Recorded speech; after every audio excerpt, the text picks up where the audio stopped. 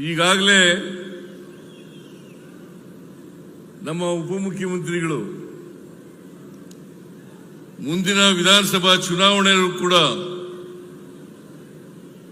ನೀವು ನಮಗೆ ಆಶೀರ್ವಾದವನ್ನು ಮಾಡಬೇಕು ಅಂತ ಹೇಳಿದ್ದಾರೆ. ನಾನು ಮತ್ತೊಮ್ಮೆ ನಿಮ್ಮಲ್ಲಿ ಮನವಿಯನ್ನು ಮಾಡುತ್ತೇನೆ. ಕರ್ನಾಟಕದಲ್ಲಿರ್ತಕ್ಕಂಥ ಕಾಂಗ್ರೆಸ್ ಸರ್ಕಾರ ಬಹಳ ಪ್ರಾಮಾಣಿಕವಾಗಿ ಅಭಿವೃದ್ಧಿ ಕೆಲಸಗಳನ್ನ ಮಾಡ್ತಾ ಇದೆ. ಇವತ್ತು ಇಂಡಿ ಮತ್ತು ನಾಗಠಾಣ ಮತಕ್ಷೇತ್ರಗಳಲ್ಲಿ 4,559 ಕೋಟಿ ರೂಪಾಯಿಗಳ ಕೆಲಸ ನಡೀತಾ ಇದ್ದಾವೆ ಅಂತಂದ್ರೆ ಈ ಸರ್ಕಾರ ಅಭಿವೃದ್ಧಿ ಪರವಾಗಿರ್ತಕ್ಕಂಥ ಸರ್ಕಾರ ಅಂತಕ್ಕಂಥದನ್ನ ತೋರಿಸುತ್ತೆ.